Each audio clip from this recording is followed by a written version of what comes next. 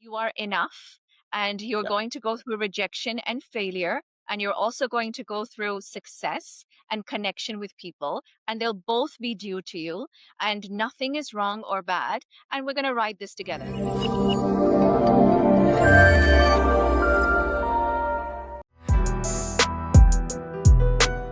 Sonia, thank you for joining me here today on the Go with Manav. For those that do not know you, could you please tell them a bit more about yourself? Hi, Manav. It's a pleasure to be here with you. I am, by training, a clinical hypnotherapist and a hypnotherapy trainer.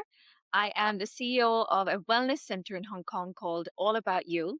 And we focus basically on mental mastery, emotional resilience, and helping people overcome their coping mechanisms to meet their desired outcome. That sounds so exciting, Sonia. I'm so excited to learn more about you as we go through this podcast episode journey together. But first, I'd like to go back in time just to learn a bit more about who you were as a person before you became the person that you are today. So going back, before this whole interest in wellness began, could you please tell us what were you doing at age 18? At age 18, I was already on a self reflective journey. So I've been in the mental health field for 20 years, right? Way before it Mhm. became cool, when it was woo Yeah. woo, especially the area of hypnotherapy amongst all the other modalities. So at 18, I was actually very curious to understand why my self esteem and level of confidence just felt less than other people. And I knew that that was not to do with ability or outlook. There was something deeper going on inside. So I started reading. I started going into working for the Samaritans and helping other people understand their stuff so that I could understand more about me and understanding how human behavior works and how everything ticks. I was in university at the time. And that's when my interest in mental health and wellness began. Did you feel like you went through a profound experience that also helped shape mental health for you? I think that I did not go through one specific event, like I didn't go through a tsunami or an earthquake, but I had a series of events from when I was younger till around 18, 19 that together amalgamated into thinking that, I'm less than, I'm not as good as other people. And that then showed up in the way that I was behaving. And then Mm. once I became more aware, I was wanting to understand, hey, why?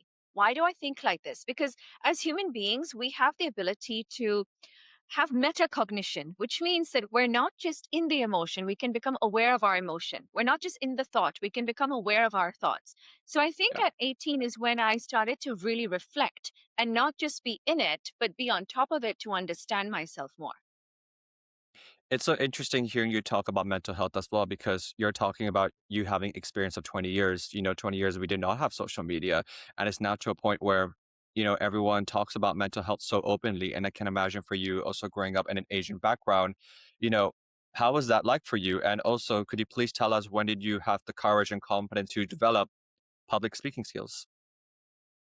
Yeah, so I actually innately loved speaking. It's just those beliefs on top, then I'm not good enough that was in the way. Today, I can say that every human being has that part.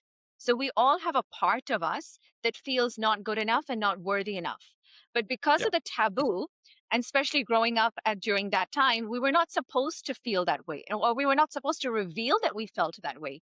So the fact that I was actually feeling that way, there was something wrong with me that I was even feeling that I was not good enough. So then there became layers and layers because of that stigma that was attached to it.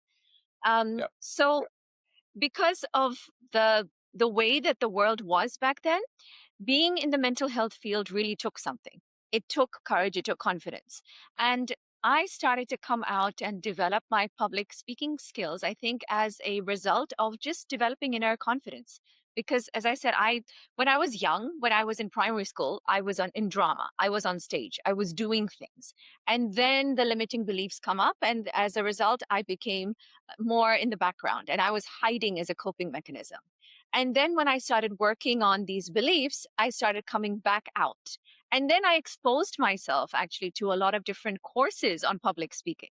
So Oh. I went to training, I went to different places. Some were great. I did Toastmasters, some were very harsh. I remember, one of the facilitators looking at me on stage, and he's like, "Do you have any effing emotions? I need to see it." So Yeah. I expose myself to different leaders to develop myself, and I still continue to do so. You're such a natural, Sonia, and it makes me wonder, how do you have the confidence to put yourself out there? And especially in times where, people really do doubt themselves. I mean, talking about, 2026, a lot of people's New Year's resolutions might be to put themselves out there more. But for you, it seems so effortless. So how was it like for you to put yourself out there in the first place? And how do you still do it today? Because I think I made a commitment to be more authentic. And that part of me that felt, okay, not good enough, if I kept it to myself, I wouldn't get anywhere. If Right. I was able to reveal that and be authentic, it allowed other people to also be authentic. And it was less about putting myself out there and more about speaking the truth initially. And then in the beginning, since this was a new field and social media wasn't there, the only thing to do back then, when I was in my early 20s, was to network. So I said to myself, I'm going to network 5 times a week. I'm going to find an event and I'm going to go there. And the events that I'm going to go to, I'm going to try my best to get a speaking spot or a place where I can actually say things because people didn't really know who I was or what I did. So I just made a commitment to go out there and speak. And luckily, I got taken quite well. I didn't outwardly get people saying, oh, what is she talking about or anything like that. Again, I think because I was speaking the truth. And even though I do have a spiritual element in what I do go into past life, I do go into higher self or chakras. I didn't really need to say that when I'm at a networking event because I'd like to meet people where they're at. And there's a very logical side to me as well. So I would be expressing that logical side. Um, Yeah. and I think it's very natural for me to be able to structure things in my mind and speak in a way that's more structured, even in the concepts that I teach. Wow. Now, talking about the opportunities you probably had through networking, could you please tell us more about the Tony Robbins one? I mean, I know obviously through you, but how did you get the opportunity and what was it like getting to work for him? So that was very cliche, right? It was kind of like it finds you, you don't find it. Mm. I started attending his workshops. I think I was 23 at the time.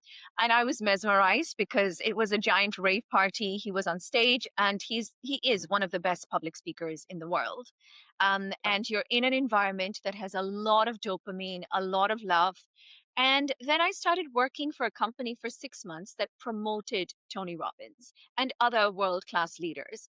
And through that company, I started to attend more events. And there was this one event called Wealth Mastery in Singapore.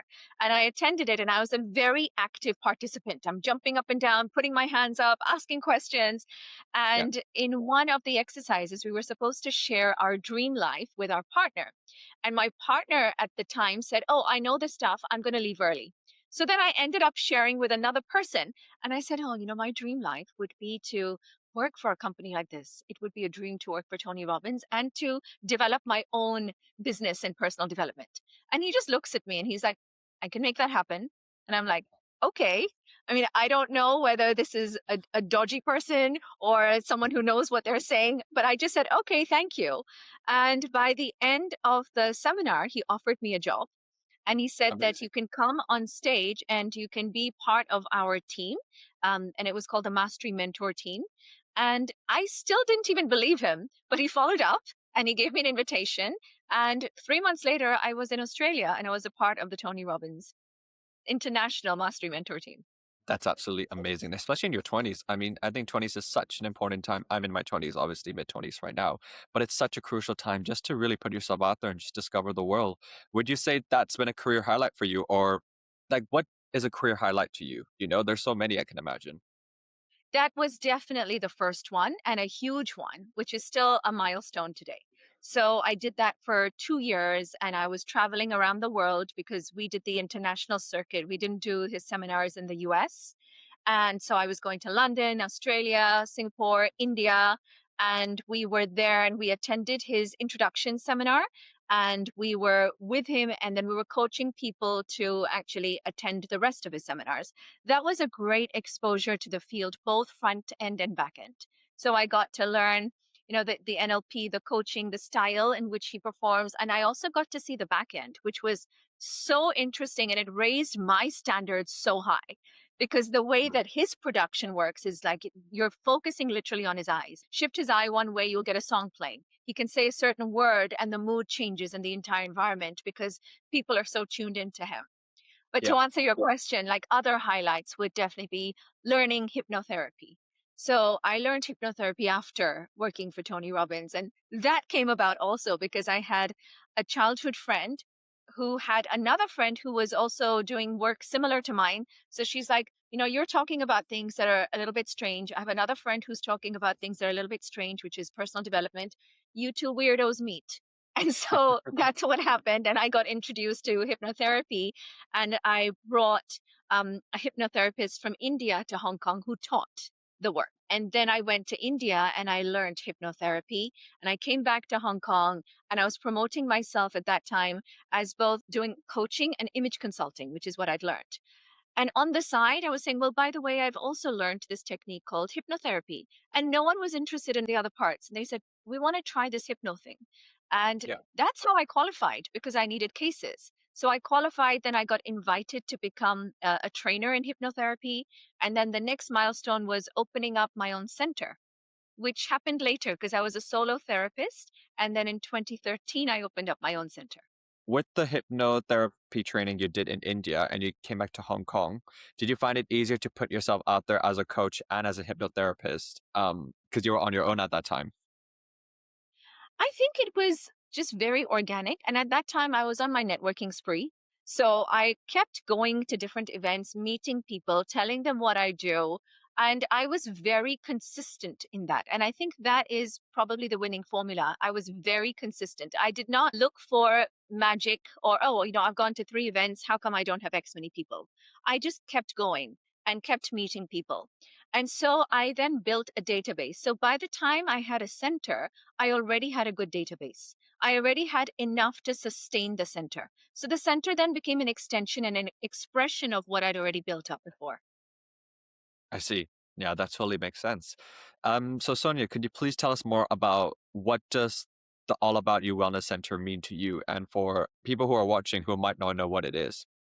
Of course. So the name All About You can be shallow or deep. And of course, for me, it means that the life that you're living, the reality that you're living will be mapped back to you. It's our beliefs, our vibrations, our thoughts, and the supporting and the sabotaging beliefs that we have that creates our reality. So if we want to Yeah. change anything, it's about changing ourselves. It's all about you in that way. So we do private sessions, we do workshops, and we do training. And I think we're the only training center in Hong Kong that does in person training in clinical hypnotherapy.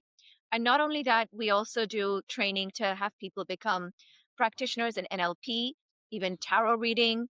And I'm very keen on bringing more training modalities here so people can actually learn the skill for themselves, either to become a practitioner or to use it in their lives or as a mother or as a child or whatever relationships that they have.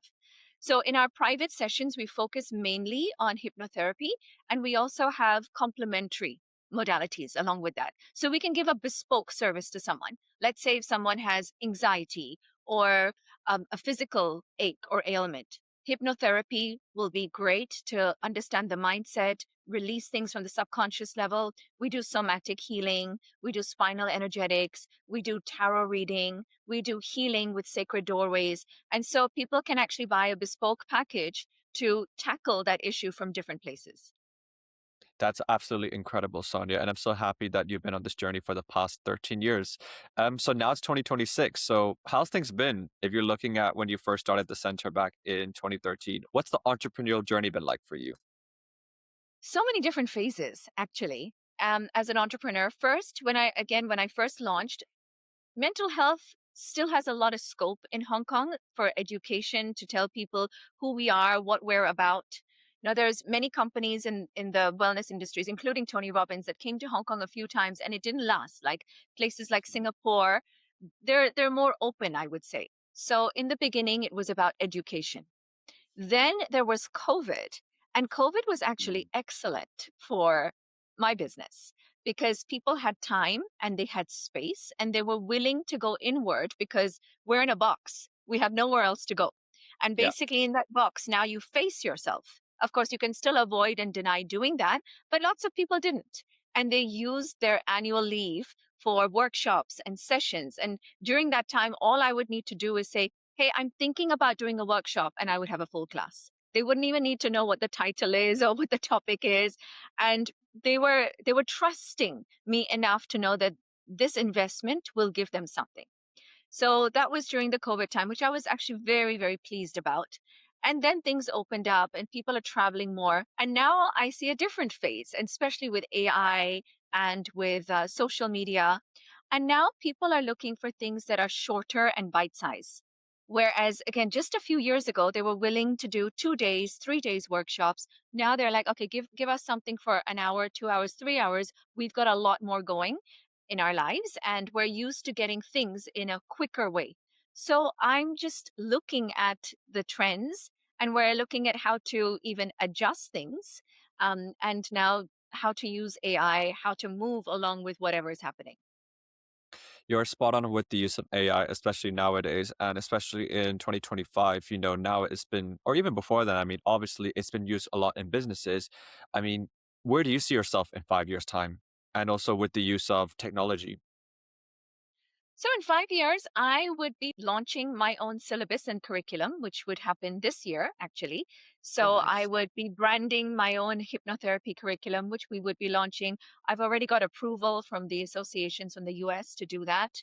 And then in 5 years, I would love to scale that. I would love to make that more global.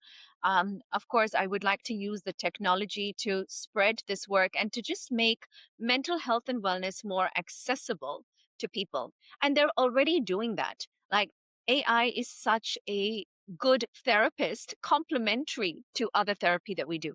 Like, it lacks the consciousness. So, Yeah. the presence that you can get from another person, the touch that you can get, the understanding that you can get, that depth that's missing, yet it gives amazing advice if you prompt it in a certain way. I'd love to actually be a part of that, be a part of being able to spread information, give knowledge through that platform, and make it very complementary to the in person or the live therapies that we do. I'm sure without a doubt you'll be able to do all of that in 5 years' time, Sonia, if not even sooner. Just looking at the way you're speaking, how do you stay so consistent and positive? It makes me wonder, and I'll ask you this right now, is what motivates you? Again, I would say it's more honesty, and I'm not positive all the time. Actually, I Mm, go through my phases, right? And of I don't course. even promote that.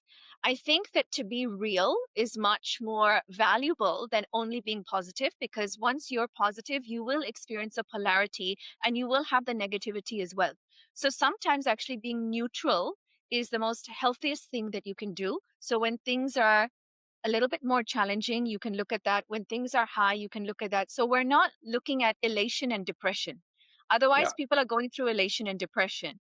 Whereas if we're more grounded, we can ride the waves without pretending to be positive when we're not, or spiraling into depression when we're in that, and we can move. And we can do so with more wisdom and more understanding. Totally. I think that was the word I should have used is more authenticity rather than positivity because no one's perfect. We all know that. And, you know, if we want things to be positive, that'd be great. But there's always going to be a point where we go through waves of highs and lows. So now moving on, I was wondering, we're now in 2026. What does this year mean to you? Well, this year is number one, right? Last year, numerologically, was number nine. So it's new beginnings. It is setting a space to redefine, rebrand yourself. That's something that I'm actually looking at doing. What's the next step for me? What is the rebrand in which I want to launch the next part of what I do? How I can bring other people up to practice the modality that I would teach.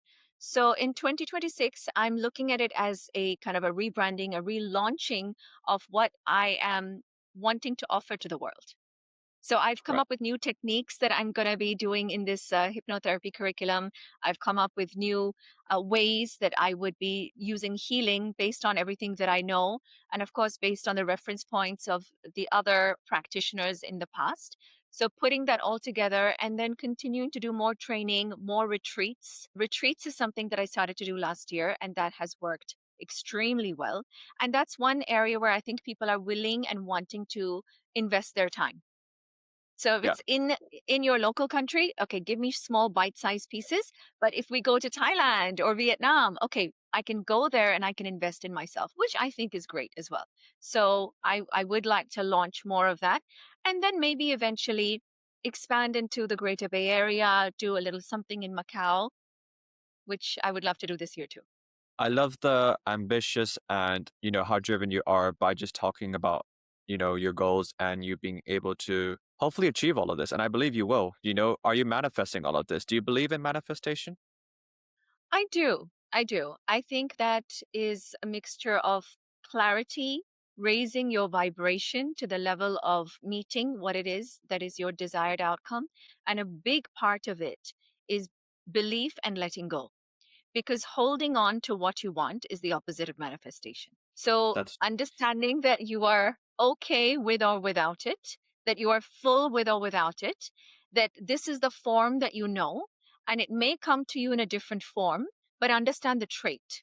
Like, let's say if what I want to manifest is a particular curriculum, I would then ask myself, what does that mean to me? That means knowledge, that means awareness, that means spreading information, that means conscious living. Can I be in that vibration? And whether or not it shows up in the form of this curriculum, can I still maintain that? And that helps manifestation without being so attached to that desired outcome. I think you already know my next question, Sonia, because Mhm. that's already, what I wanted to hear, which is amazing. The next question, and this is probably for, people who are aspiring wellness entrepreneurs. So what would you say to wellness entrepreneurs in that case? I would say to them that this is a personal journey. This is not a work that we're bringing to the world. This is actually work that we're bringing to ourselves. Yeah. And as a wellness entrepreneur, practicing the modalities that we teach on ourselves daily, consistently is paramount. Consistency in general is what's needed. So, whatever we are doing, whether we are promoting, Reiki or um, therapy or sound healing, be consistent about it, have a plan about it, collaborate with other people that are on a similar playing field, and know that, we're not here to play a solo game. We're here to collaborate with others. And I found that whenever I did collaborate with people that may not be doing exactly the same thing that I do, but have a similar mission and vision as me, then the work just spread and it spread organically, beautifully. And again, that is something that I would like to continue doing and that I would advise other people to do too. Friendly competition. Yeah. Yeah, and actually, we don't have to collaborate with people doing the same thing as us. We can collaborate with people doing something complementary to us. So I don't practice sound healing. I don't practice Kundalini myself, but it is so complementary to the things that I do. And I can collaborate with people like that so that we all add our little bit. Yeah. Right. So there's a different place for me to partner with a hypnotherapist.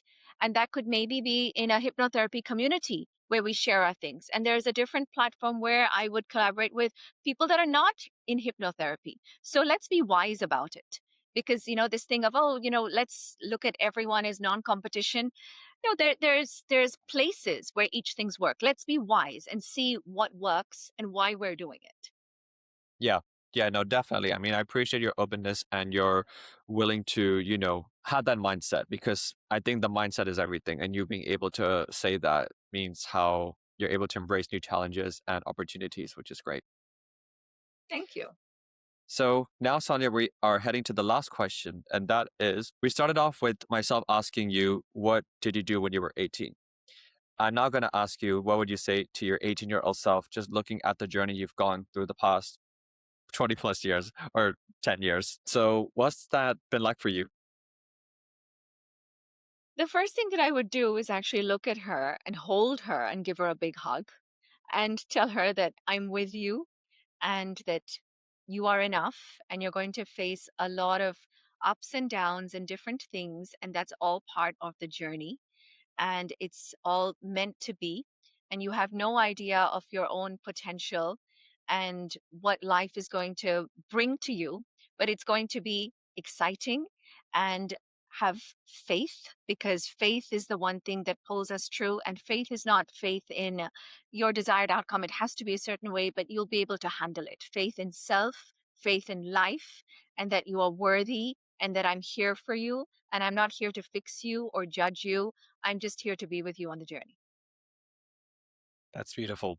I feel like, you know, I think as we grow older or as we mature through time, we really do appreciate our younger selves more. And I think a lot of us might wish that we were easier on our younger selves, especially I cannot imagine being a teenager now in the world that we're living in. Self comparison is real. So you being able to embrace your 18-year-old self and telling her that there's faith. And I don't want to give her a bunch of do's and don'ts. In fact, I would tell her, I don't want to give you anything to do or not to do, because that will make you in the world of shoulds. I should do this, I shouldn't do this. And if I do this, I'm good. And if I don't do this, I'm wrong and I'm bad.